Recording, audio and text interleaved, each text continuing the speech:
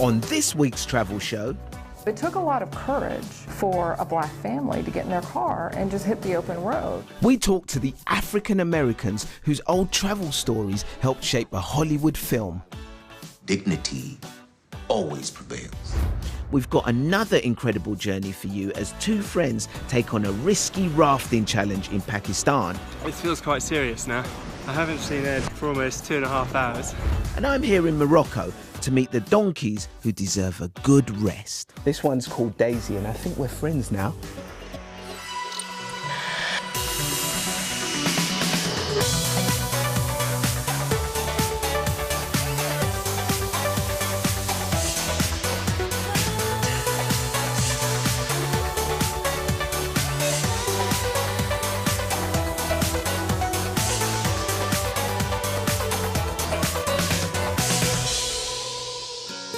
Hello and welcome to the travel show with me, Adia Depitan. This week I'm here in beautiful Morocco. It looks stunning, doesn't it? And later on in the show, you'll find out why I'm hanging out with these dudes. But first, I am not a medical doctor. I'm a musician. I'm about to embark on a concert tour in the Deep South. What other experience do you have? if you're a big film fan, then you'll probably know that earlier this week, the Oscar nominations were announced. You and the Deep South, there's gonna be problems. In the running this year is a film called Green Book, which is centered around a guide that African Americans used in the days of segregation to make their travels around the USA safer and easier. It's perfect, Tony. A while back, we met some of the people who can remember how their family used that guide.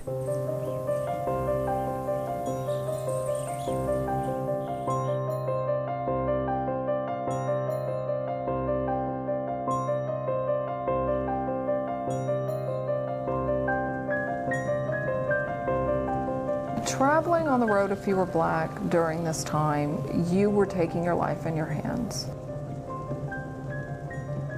We estimate that there were over 10,000 sundown towns. Sundown towns were all white towns. They could have a sign at the border saying they would run out all of the black people. It took a lot of courage for a black family to get in their car and just hit the open road, you know, which is something I think in America we take for granted. They call them Jim Crow laws, and those laws made it illegal for people of color to eat in restaurants, to stay in hotels, to use bathrooms. They had separate bathrooms. Some places you couldn't walk on the sidewalk with a white person. You had to get off the sidewalk and walk in the street.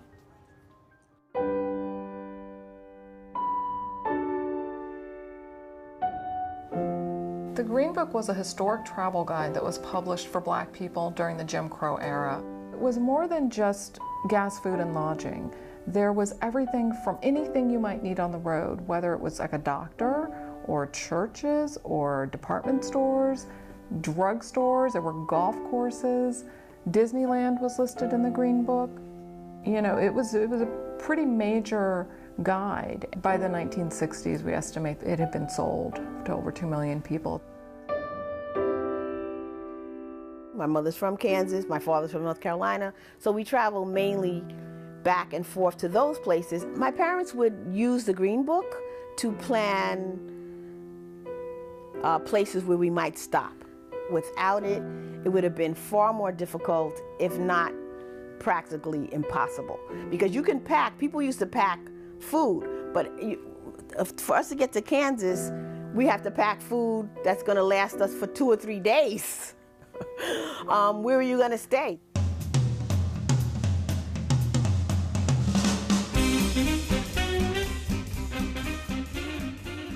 My grandmother owned the only hotel in Charlottesville, Virginia that black people could stay in the 1940s, 50s, and 60s. The Green Book listing was very important to the business because people traveling through the South, and even in places in the North, really relied on that book to figure out where they were going to stop. The inn was just a fantastic, vibrant place. Many entertainers, famous entertainers and figures would come to the university And if they were African American, they had to stay at my grandmother's place. One of the things that I am very proud of is this picture of of Louis Armstrong that he autographed to my grandmother. It's an artifact in our family that I hope will be passed down from generation to generation.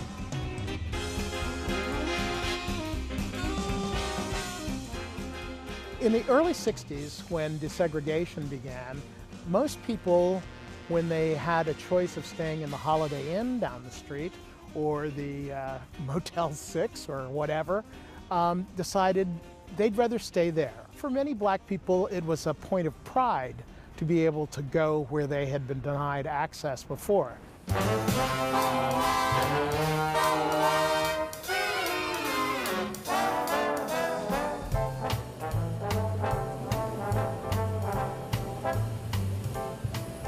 Well, I stumbled on the Green Book by accident. I was writing a book on Route 66 and found it was at a Route 66 exhibit, and there was a Green Book like under glass and tucked away in a corner.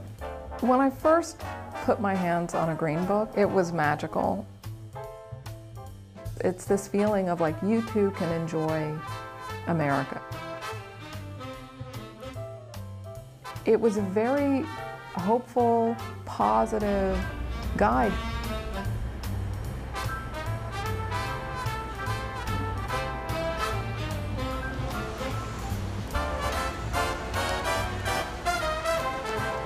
Well, I'm in New York because I am a scholar in residence at the Schomburg Center for Black Research, and it's amazing because they have the largest collection of Green Books in the world. And I've scouted about 1,600 Green Book sites so far, and of those, less than a quarter are still standing. But I'm also working with city planners to have them recognize these sites as culturally significant and historic sites. The Green Book was an innovative and resourceful solution to a horrific problem. For me, it's a source of pride that African Americans, that black people were resilient, they were resourceful. I think our ancestors would be proud of the Green Book, that we survived and that we came up with these tools. They had a lot of courage, a lot of drive, and we're not going to be denied. I think that those lessons should be a comfort to people facing today's America.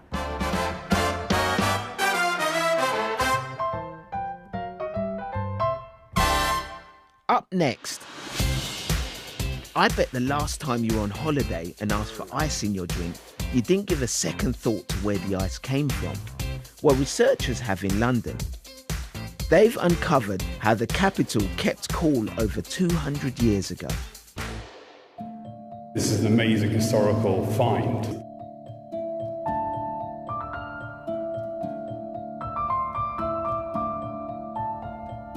Historic London is very fascinating, and to understand and to discover this is quite special. It was known more or less that it was here. It wasn't quite certain as to whereabouts it was. It was built in the 1780s by a fellow called Samuel Dash. Originally, the ice well was used to store ice sourced locally, and that would have come from rivers and canals, and it was pretty disgusting. There was whatever you can imagine was floating in a river or canal could have easily ended up in this ice house. But in the 1820s, William Leftwich took over the ice well. He imported his ice from Norway, and it was much better quality ice from the frozen lakes in Norway. The ice was brought over and transported up the Regent's Canal to here, where it was then installed, and then eventually it was sold off to the local landowners who wanted to come and buy a bit of ice. Before the days of refrigerators as we know them, it was used for medical use, and people would come along and just buy a small portion. It would go out through the top that we see up above us. You can just about see there's a scar here on the wall. There's another scar there, and we think that there were two doors here, probably insulated, maybe timber wall doors clad with leather and stuffed with straw perhaps to insulate them. If there was enough ice in there, it retained its temperature all year round. I think the tube is something like 8 meters below. It is quite incredible that it hasn't been interrupted by the tube, which we can hear going past now, yeah.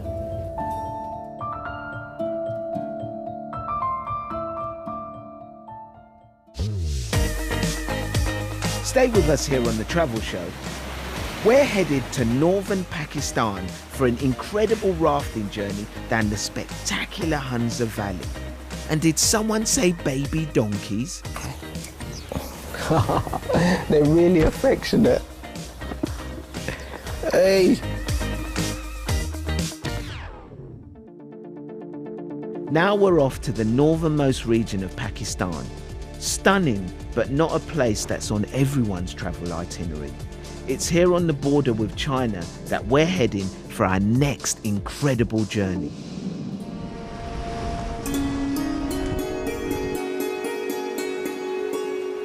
I'm John Ryder. And I'm Edmund Lebrun. And in 2018, we set out to raft down the length of the Hunza Valley in northern Pakistan. And as far as we can tell, nobody's done this before.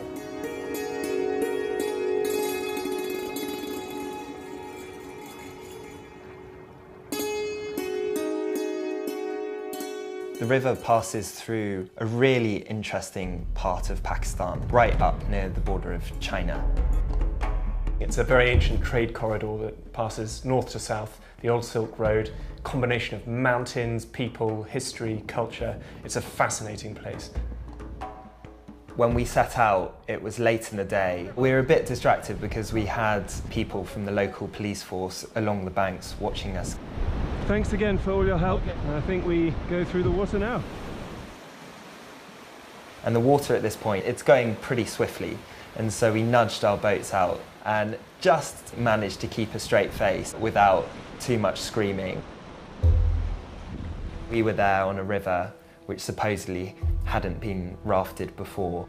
That feeling of independence was just fantastic. I think that travelling by raft, you slow down. You see things that you might not see otherwise. And there were moments when, on the river, we were caught between the old Silk Road footpath that's now crumbling into the river on the one side, and then on the other, the Karakoram Highway. And so you're sort of, in a weird way, you're caught between times. The trouble with rafting a river for the first time is that you really have to scout every 100 metres because you really don't know what's around the corner. There were many moments going down the river where we encountered sections that we knew that we couldn't navigate.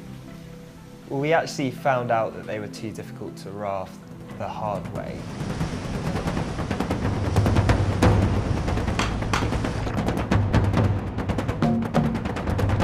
That was quite scary, actually. Once it's upturned, there was nothing for him to catch hold of. I lost my raft, just went all the way downriver, sped away. Been tipped out of the boat. And the currents were doing really weird things. Okay, I'm gonna go chase it. So as soon as I set off in John's raft in pursuit of my own, I realised that it was a bad decision. The water was getting rougher, and sure enough, I hit a corner. Oh.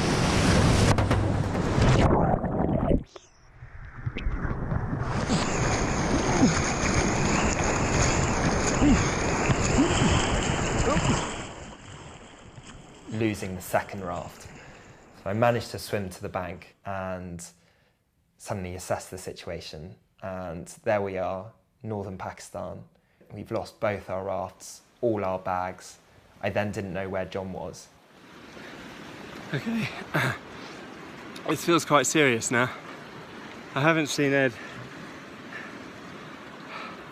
for almost 2.5 hours. I don't know what condition he's in.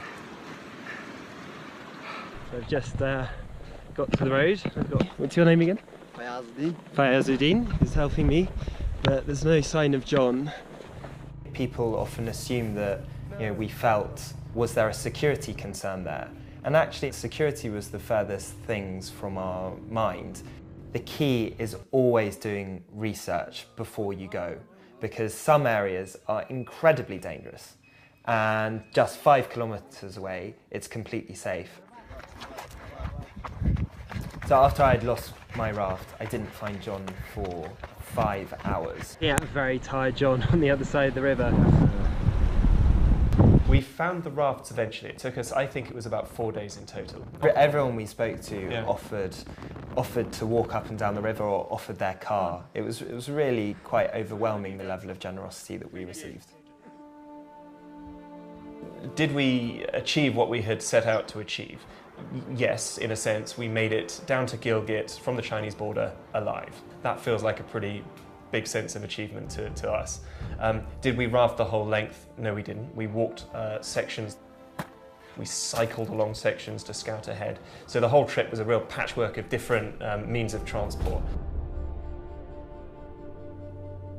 You know, rafts are completely unsuitable for going on rivers like this. And if we were really serious, we would do it in a completely different sort of boat. But what the rafts did give us was this sense of adventure. And through that, we actually uncovered a side to Pakistan which we really never see in the news.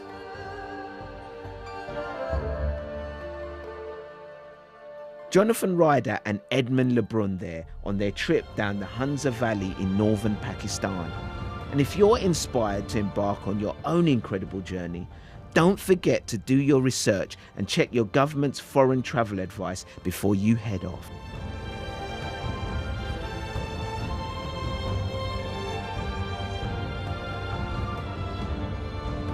Well, to finish off this week, I'm back here in Morocco, where you'll find animals working across the country, transporting goods and tourists too. Donkeys, mules and horses are a much cheaper alternative to vehicles, and in some cases the only option in the mountains or the narrow lanes in the Medinas. But they aren't always looked after. Morocco has no national animal welfare legislation. Some local regulations exist, particularly in and around Marrakesh, that require working animals in the tourist trade to have health checks every 4 to 6 months. Just outside the Medina, there is a free animal drop-in clinic run by Spana, which tourists can also visit. Morning. Hi, good morning. Welcome in Spana. Spana is a global animal welfare charity with clinics and mobile centres across Morocco. Trying to eat my jacket, you can't have it.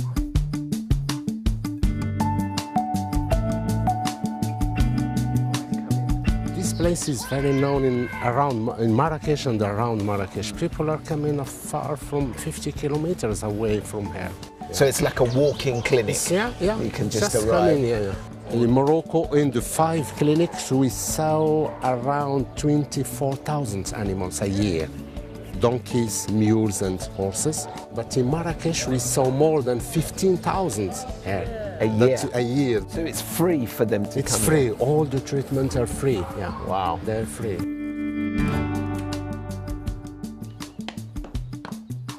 This is so cute. We've got a baby donkey with its mum. So cute, you want to hug it. It's quite shy though.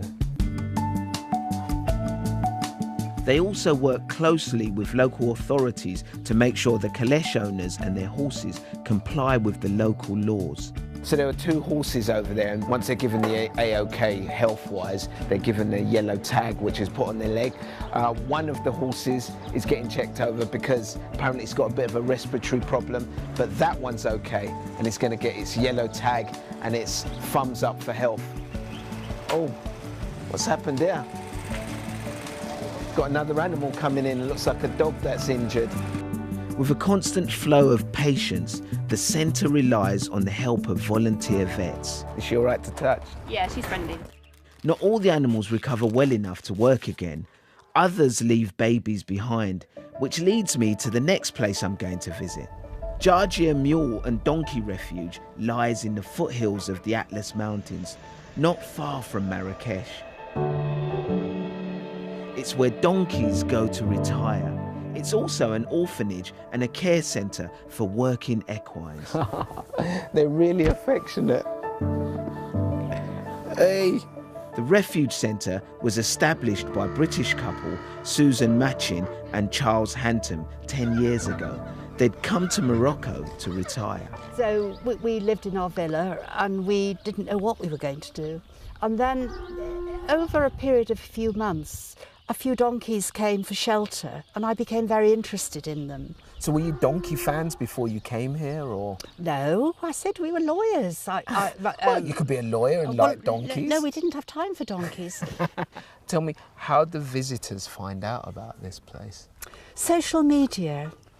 That good old thing. That good old thing. What tourists say is they've stayed in Marrakesh, they love Morocco, but what upsets them is seeing the donkeys working. Westerners aren't used to seeing donkeys working anymore. And they take a view about Morocco, that Morocco is cruel to its animals, which isn't true. Morocco still uses working animals, but didn't know what to do with them at the end of their life. They come here. The couple are using their pensions to run the place. They don't charge an entrance fee, and guests are free to roam and play with the animals.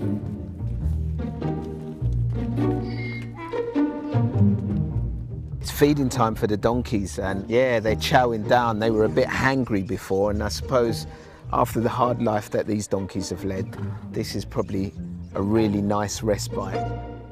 Over the years, the sanctuary has grown and today is home to around 30 donkeys and mules. Adoption programs are in place too, if visitors want to sponsor an animal.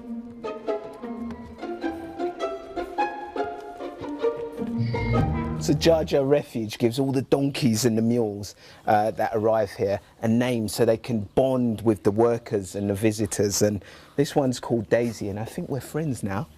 Hello, Daisy. Hello. It's just chilling out.